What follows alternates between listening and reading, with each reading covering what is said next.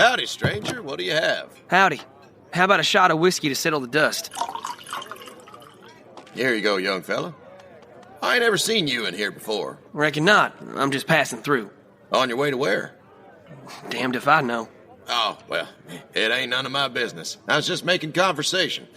I figured maybe you were in town to watch the hanging tomorrow. No problem at all. I gotta admit, I'm really not sure where I'm going. I didn't know there was a hanging. Yep. Judge Parker sentenced a young boy named Troy Gamble to hang for shooting a fella over in the Nations. Is that a fact? Vern over at the livery stable told me I could get a decent supper here. Is there any truth in that? You bet there is. We got us a dandy cook, and she's cooked up one of her specialties tonight, cowboy stew. Well, I reckon I'm lucky I came in on a night she cooked her specialty. Yes, sir. What makes Mammy's cowboy stew so good is because she makes hers with real cowboys instead of beef. It was obviously a joke that he had told countless times before. I'll have one more shot of that whiskey. That last one didn't quite cook my whole throat. Who's the big feller sitting at the back corner table? I noticed a couple of your other customers speaking to him when they walked by. Well, him? Oh, I expect that about everybody in town knows him. That's U.S. Deputy Marshal Fletcher Pride. He always takes supper here when he's in town. Pride is the oldest and best-known deputy marshal in the territory. Matter of fact, he's the one brought Troy Gamble in to be tried by Judge Parker. You ain't never heard of Fletcher Pride? Nope, I can't say as I have. Where are you from? Texas. Well, I'm surprised you ain't heard of him down there, because I'm sure he slips over into Texas from time to time. Reckon I just ain't been breaking the law.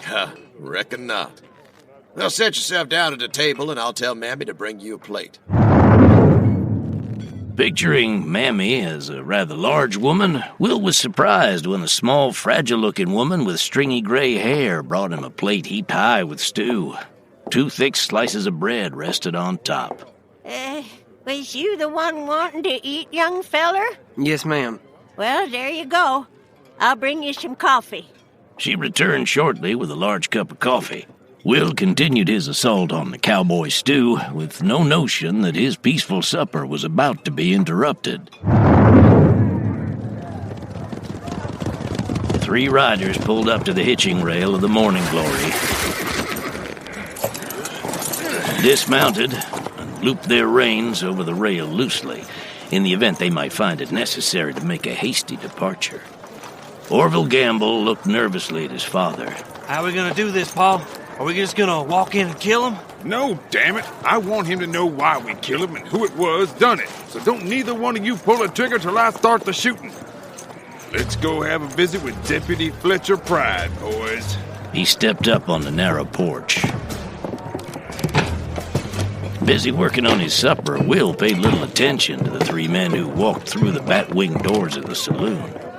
He continued to ignore them until they walked past his table, moving toward the back of the room, and he took a good look at them. He decided then that they had to be a father and his 2 sons, for there was a definite resemblance. All 3 appeared to have the same mean streak showing. Will suddenly realized the scene that was about to unfold, as did most of the other customers in the saloon. Pride glanced up from his plate when he realized the 3 men, with pistols now drawn, were advancing toward him with the clear intention of doing him harm. He slowly put his knife and fork down beside his plate and dropped his hands in his lap. You be Luther Gamble, I reckon. I never had the pleasure. I heard you've been pretty busy up in Kansas, though. Never mind who I am, you son of a bitch. I know who you are. That's a piece of bad luck for you. And these must be your other 2 sons. Fine-looking young men. I bet you're proud of them. Too bad about Troy, though. I reckon that's why you're in town, to see Troy hang. So these other 2 sons will see the crime don't pay. What are we waiting for, Pa? He's talking crazy. Shut up, Simon.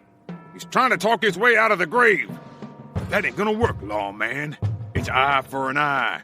You might have brought my boy in to hang, but by God, you're gonna go with him. That don't make a lot of sense when you've got all these guns aiming right at you and your boys. What? Luther looked right and left, seeing no one. He feared for a moment that he might have walked into a trap. What guns? There ain't nobody but you, and I'm tired of hearing you talk.